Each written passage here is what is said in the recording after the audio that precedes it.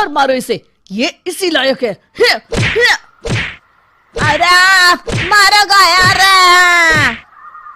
सरपंच जी, कालिया को चोरी करते हुए हम सब ने रंगे हाथ पकड़ा है।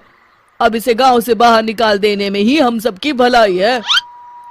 तो देर किस बात की है, अभी इसे धक्के मार के इस गांव के बाहर का रास्ता दिखा दो। अरे सरपंच जी, ऐसा मत करिए, मुझे एक मौका और दीजिए, मैं दोबारा कभी चोरी नहीं करूंगा। लेकिन गांव वाले उसकी एक नहीं सुनते और उसे मार मार के गांव की सीमा के बाहर निकाल देते हैं। मेरी कमर दर्द के मारे मेरी जान निकली जा रही है।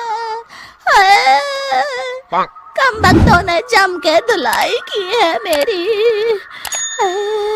अरे भगवान करे इनके गांव में भूचाल आ जाए, धरती फट जाए और सब गांव वाले उसमें समा जाए।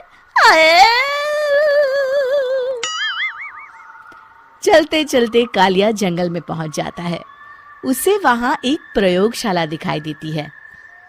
अरे इस जंगल में ये अजीब सा दिखने वाला घर किसने बनाया है, चल कर देखना पड़ेगा। कालिया प्रयोगशाला के पास चला जाता है। दो वैज्ञानिक प्रयोगशाला में बातें कर रहे होते हैं।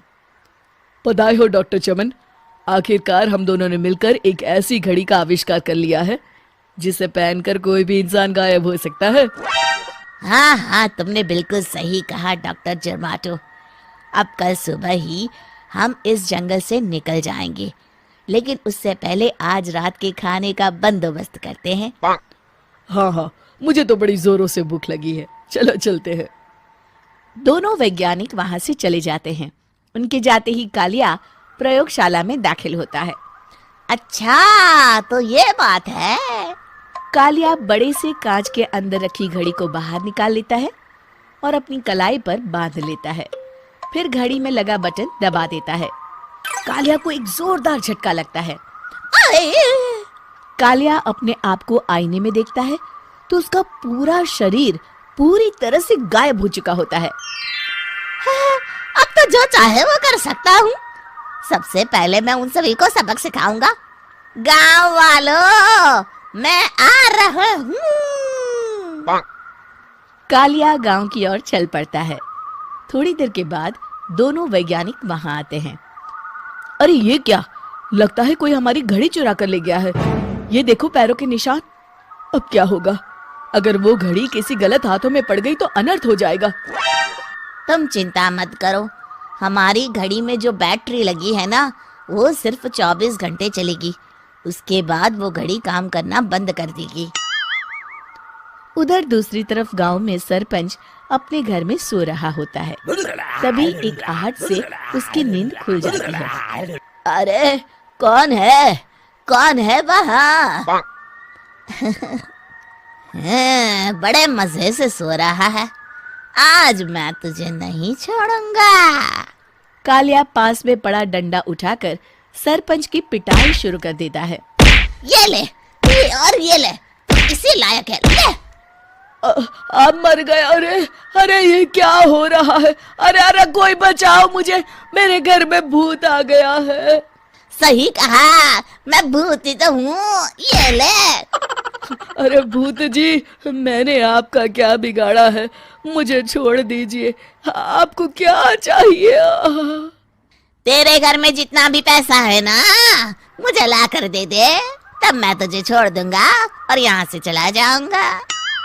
सरपंच अपनी तिजोरी से पैसे निकालकर एक बड़े कपड़े में बांधकर जमीन पर रख देता है और कालिया वो सारा पैसा लेकर वहां से चला जाता है।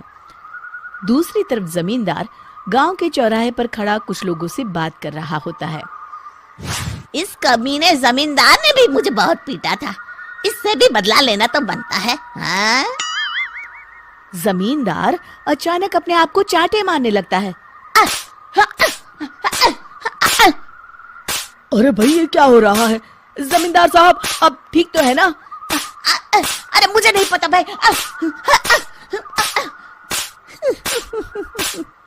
अरे मर गए रे, ये तो पक्का किसी भूत प्रेत का काम है। जमींदार के अंदर कोई भूत आ गया है, इससे पहले कि ये हमारे अंदर आ जाए।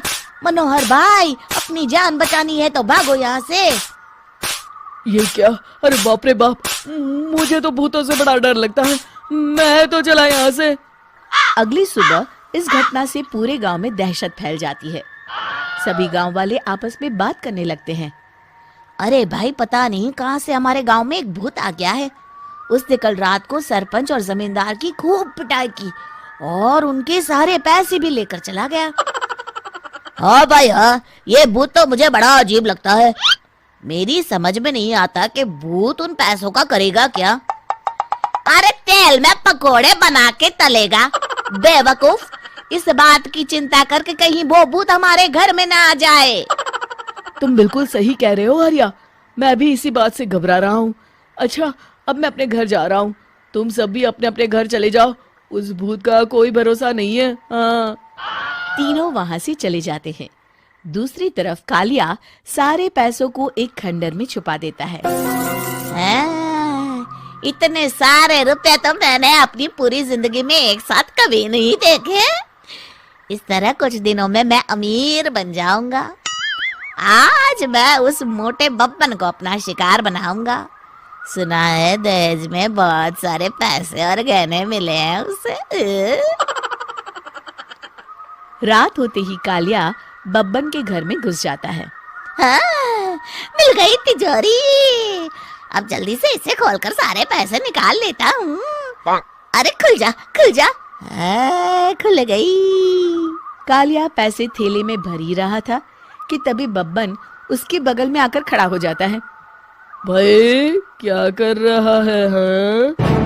अरे हट। अरे तेरी इतनी हिम्मत, मैं तेरे सामने खड़ा हूँ और तू फिर भी मेरी तिजोरी से पैसे चुरा रहा है। अरे मैं तो गायब हूँ, तू मुझे कैसे देख रहा है? कालिया अपनी घड़ी को देखता है। अरे इसे क्या हो गया है? हाय, लगता है बैटरी खत्म हो गई। अच्छा, तो आज मैं तेरी बैटरी अच्छे से चार्ज कर देता हूँ। अरे भाग्यवान, जरा मेरा डंडा तो लाना। ये मोटा मुझे नहीं छोड़ेगा। अरे भागो। कालिया भागकर घर के बाहर जाता है। बाहर सभी गांव वाले हाथ में डंडा लिए खड़े होते हैं। अच्छा, तो तू वो भूत है? मुझे माफ कर दीजिए सरपंच जी, मैं आपके और जमींदार जी के सारे पैसे लौटा दूंगा और आज ही हमेशा के लिए ये गांव छोड़कर चला जाऊंगा। शिक्षा: बुराई ज्यादा दिन की मेहमान नहीं होती, एक दिन उसका अंत हो ही जाता है।